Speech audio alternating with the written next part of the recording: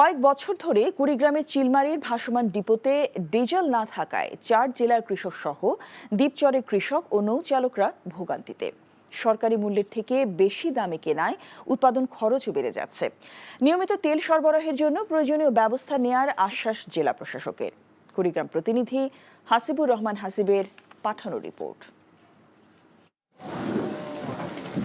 কুড়িগ্রাম জেলায় জ্বালানি তেল নিশ্চিত করতে 1989 সালে স্থাপিত হয় যমুনা ও মেঘনা অয়েল কোম্পানি লিমিটেড নামে দুটি ভাসমান তেল ডিপো।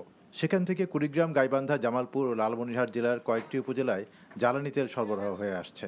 প্রায় 10 লাখ লিটার ধারণ ক্ষমতা সম্পন্ন এই বাস দুটি প্রায় 4 বছর ধরে তেল শূন্য হয়ে পড়ে আছে। ভাসমান ডিপো দুটিতে তেল না থাকায় সেখানে জড়িত শত শত স্থানীয় শ্রমিক বেকার হয়ে পড়েছে। তেল আসে না, কিছু নেই, আমরা তো এর সুতি থাকি বসি খাই। এখানে আমাদের ডিপু আছে, অথচ কিন্তু কোনো তেল নাই। আমরা চিলমারির বাসী অনেক কষ্টে আছি, অনেক টাকা খরচ করি, আমরা কৃষি খামার এগুলা করি, আমরা উপার্জন করি চলতেছি। ডিপুটা চলে তাহলে অনেক লোকে ব্যবসা বাণিজ্য করতে আরো সুবিধা পেলে হয়। ভাসমান ডিপোতে তেল না থাকায় ডিলাররা পার্বতীপুর, রংপুর ডিপো থেকে তেল কিনে স্থানীয় চাহিদা পূরণ করছেন।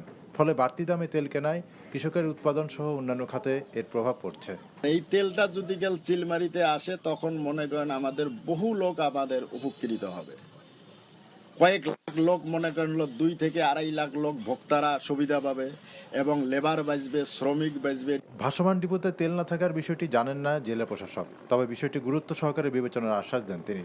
এই বিষয়টা যেহেতু কৃষির সাথে রিলেটেড, আমি জিনিসটা অবশ্যই খতিয়ে দেখব যে কী বিষয়, কেন এখানে তেল হচ্ছে না, বা এখন বর্তমানে রেটের অবস্থানটাকে, বা যে অবস্থানে হোক এটাকে আরও ইমপ্রুভ করা যায় কিনা। 4 জেলার বিভিন্ন এলাকায় সেচ মৌসুম এবং ব্রহ্মপুত্র সহ অন্যান্য নদ নদীতে নৌকা, dredger machine, tractor, generator, Mahindra গাড়ি, নসিমন করিমন সহ বিভিন্ন যন্ত্র চালানোর জন্য প্রতিদিন গড়ে তেলের চাহিদা প্রায় 2 লাখ থেকে 2.25 লাখ লিটার। তাই শিগগিরই ডিজেল সংকট নিরসনের দাবি স্থানীয়দের।